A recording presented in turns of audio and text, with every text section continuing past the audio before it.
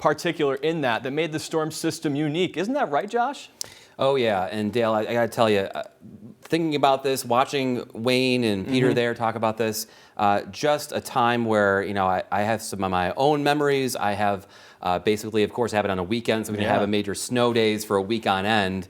But I will say that basically, the storm itself was one of the ones that kind of got me into meteorology, kind of got me interested in the weather and finding out when is the next one going to happen, Dale, and can I help predict that one here in Syracuse? So we will see. I will tell you here, basically, we have a couple of photos to share. I have some video here first, and I have some photos.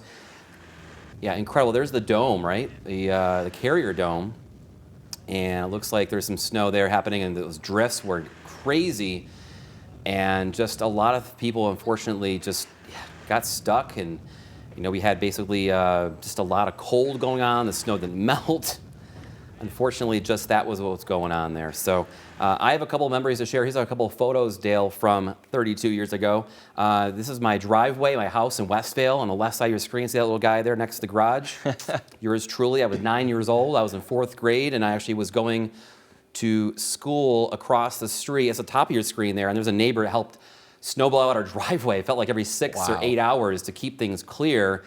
And to see those posts there, the shovels, that's where we had to keep the markers there so we knew where the edge of the snow was and the road was. All right, tonight's forecast, no blizzards in the forecast, Dale. We're talking about a warm, windy weekend for the Syracuse St. Patrick's Parade downtown.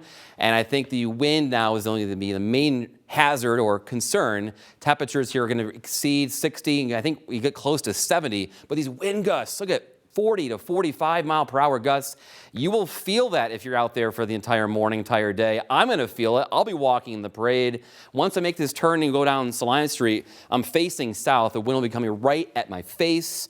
So if we're throwing those Frisbees or kind of tossing them, they may get disrupted by the wind there, Dale. We'll talk about how many more days we have near 70-degree warmth and how many days we could only be in the 30s, believe it or not, Dale. That's coming up. Thank you.